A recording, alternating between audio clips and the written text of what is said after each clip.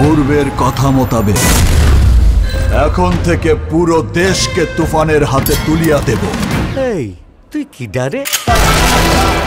ভাই ভাই ভাই, তুফান তো সত্যি বক্স অফিসে তুফান নিয়ে আসলো। তার সাথে বাংলা সিনেমার একটার পর একটা রেকর্ড ভাঙতেই আছে। ইভেন কি আজকের কালেকশন তো ইতিহাস গড়ার মতো। সবকিছুই জানবো, শুধু ভিডিওটার সাথেই থাকুন।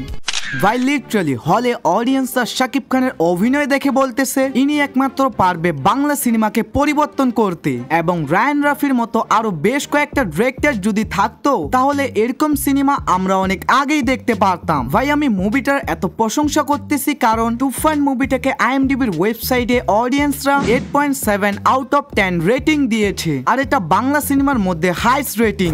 তাছাড়াও সিনেমাটাকে ভারতে মুক্তি দেওয়া হবে 28 জুন। তবে এর আগেই বুকমাই শো অ্যাপে মুভিটা দেখার জন্য ইন্টারেস্ট রেখেছে 1,500-এর থেকেও বেশি মানুষ। এক কথায় দুই প্রান্তের অডিয়েন্সরাই সিনেমাটা দেখার জন্য অনেক বেশি এক্সাইটেড।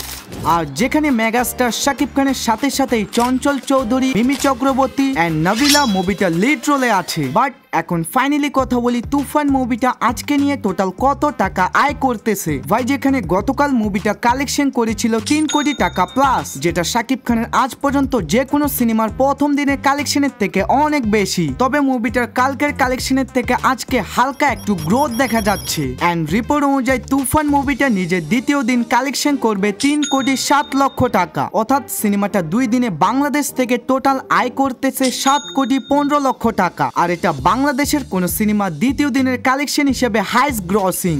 দেন মুভিটার বাজেট কিন্তু 8 থেকে 10 কোটি টাকার মধ্যে। বাট বক্স অফিসের পারফরমেন্স দেখে মনে হচ্ছে এটা ইজিলি কালকেই নিজের বাজেট রিকভারি করে ফেলবে। মানে ভাই এরপর থেকে সিনেমাটা যত কোটি টাকা কালেকশন করবে ওটা এটার ব্লকবাস্টার কালেকশন আয়ে যোগ হবে। তো তাই মুভিটার ডেইলি কালেকশন আপডেট পাওয়ার জন্য অবশ্যই আমাদের চ্যানেলটাকে সাবস্ক্রাইব করে রাখতে হবে। বাকি আপনি যদি মুভিটাকে দেখেছেন আপনার কেমন লেগেছে অবশ্যই কমেন্ট সেকশনে জানাতে ভুলবেন না। Bye bye, love you all guys.